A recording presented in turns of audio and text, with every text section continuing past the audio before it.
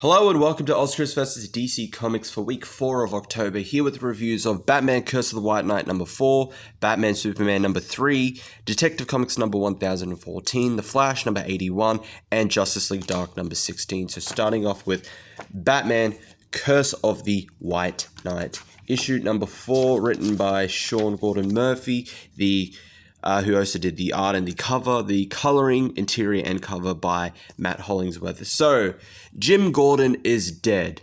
Insert crab meme. No, Jim Gordon is dead, killed by the Joker, and as a result of this, Barbara, very obviously, distraught about losing her father. She blames Batman for this, so she goes out on her own, despite Dick trying to comfort her and also try and play devil's advocate between her and Batman, try to cool everyone down. Bat and Harvey go out to get revenge against Azrael, finding out where he is and attacking him. And we get a little bit more about the history between the Order of Saint Dumas and the Waynes, the Waynes and Bakar. As turns out, Alfred found out about that letter as well. Him and Leslie got an invitation and found out about it, and he wanted to destroy it originally, but Leslie convinced him to keep it safe, since it actually was supposed to be given to Bruce. So back to the main story. Barbara launches her attack on Azrael. Batman arrives to stop her, but Azrael, before fleeing, fatally injures Barbara. So story, I'm going to give this a 4 out of 5. I think this was a good issue. Definitely progressing the plot really well. More Batgirl focused issue. Despite that, it really didn't particularly affect. It didn't steer the plot away, despite the fact it was more Batgirl centered, which is a really good thing. The art and the coloring, 4.5 out of 5. I really like the art and coloring here, especially just these parts here where Batgirl tries to get her revenge against Azrael. The art and coloring here was really good. And the cover, I'm going to give a 4.5 out of 5. Great cover, great art and coloring on that cover. So on to Batman Superman number 3, written by Joshua Williamson. Yes, written by Joshua Williamson, art by David Marquez, coloring by Alejandro Sanchez, the cover by Marquez and Sanchez. So, as part of their plan to figure out what the Batman Who Laughs is doing, Superman purposely infects himself with Joker toxin to make it more convincing and to pretend to aid the Batman Who Laughs in escaping. But the Batman Who Laughs, being the so-called genius he is, because he is Batman, was able to figure out that it was all a ploy, it was all a ruse, and that he never left his cell. As Batman, the actual Batman, figures this out and tries to stabilize, cure Clark, and then re-imprisons the Batman Who Laughs. But they figure out that one of the next of the infected is Gordon. Batman heads off to face Gordon, but Gordon calls in help, which is in the form of his old bat suit, the Rookie. But Superman arrives to help him. But as they as they head back to the Fortress of Solitude to figure out why Gordon was going after and needed his old Rookie suit, they meet another one of the Batman Who Laughs infected. So story, I'm going to give this a 4 out of 5. I think it was good, progressing the plot really well. More of the Batman Who Laughs infected are starting to show themselves. We know the basis of what his plan is. It's just he wants to just kill everyone, infect and kill everyone in the universe. That's it. Art and coloring, I'm going to give a 4.5 out of 5. I think the art and coloring here was great. Great art, great coloring. Really, some really good scenes, especially the Batman and Superman versus Jim Gordon in the Rookie scenes.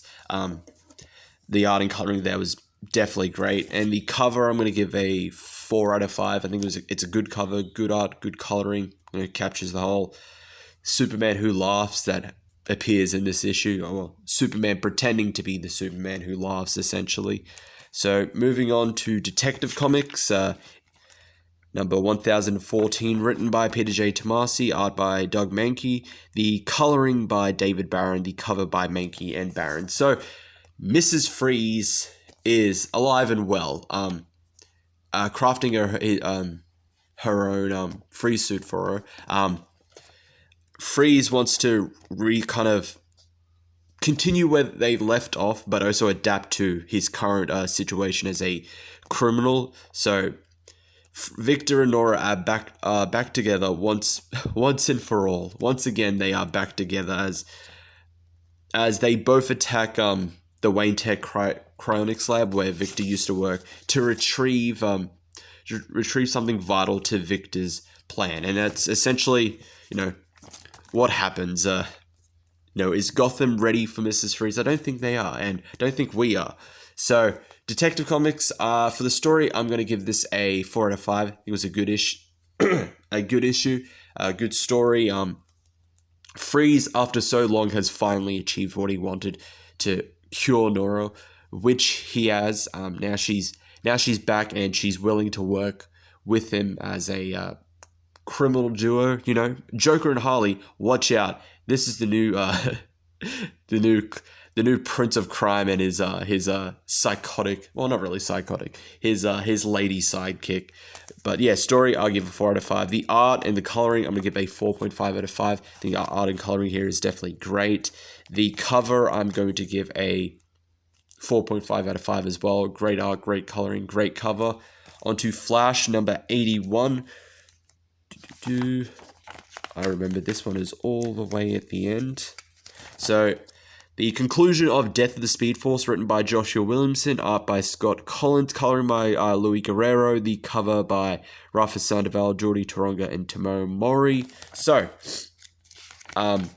Barry has been injured by the Black Flash as Hunter Zolomon fights it, believing that if he could defeat death, he could truly be the greatest of all the Flash, overcoming something that has affected all of the Flashes. But Barry, just before the Black Flash can attack Hunter Zolomon, saves Zolomon, and he reveals that while looking through the Forever Force, Thawne is the one that supplied the clown with the gun. For reasons we do not know, Thawne is responsible for Hunter's misery. So Hunter decides to help Barry deal with the Black Flash and to fix what's going on as he runs straight into the force barrier, fixing it, but something else happens just as Doom has arrived and the Rogues finally make their move against Central City. So story, I'm going to give this a 4 out of 5. I think there's while it was a good conclusion to Death of Speed Force, I think it was a bit rushed because they needed to get into the Year of the Villain stuff. I'm okay with its conclusion, but it is very obvious that it was rushed for Year of the Villain. But I think it was a good conclusion nonetheless. Hunter really showed that he could be the best of the Flash. He did. He fixed the force barrier, pretty much essentially saving the Speed Force. Art and coloring was definitely a bit better than the previous issue, so I'm going to give it a 4 out of 5. There's still some parts where it looked a bit off, but overall I think it was good. And the cover, I'm going to give a 4 out of 5. The art and coloring is good, but I think this just simple page of the Rogues raising their fists is a bit simple, and they're not the main focus of this issue. It was the conclusion of Death of Speed Force. Rather would have had something where Hunter Zolomon or Black Flash or the Flash were on the cover, but no, it's the Rogues. But, moving forward, now that we're actually getting into the Rogues attacking, Central City, they're going to be the focus for the Flash Year of the Villain stuff. So, it's now going to make sense that they're going to be on the cover. So, onto Justice League Dark number 16, written by James Tynion IV, the art by Alvaro Martinez Bueno and Fernando Blanco, the coloring by Brad Anderson, the cover by Yannick Paquette and Nathan Fairbairn. So, Cirque has cornered Wonder Woman as the rest of her allies try to deal with what's going on. Man-Bat, who's turned into a horrifying monster is hunting down Detective Chimp and Khalid, and they find a piece of Swamp Thing on their way to escaping, and Cirque reveals a bit more of her plan. She wants to do what kind of Hecate really couldn't have. And now, as she said, understand me, Diana, I have no such weakness. I will not be broken by the whims of men or gods. I have always understood what they are.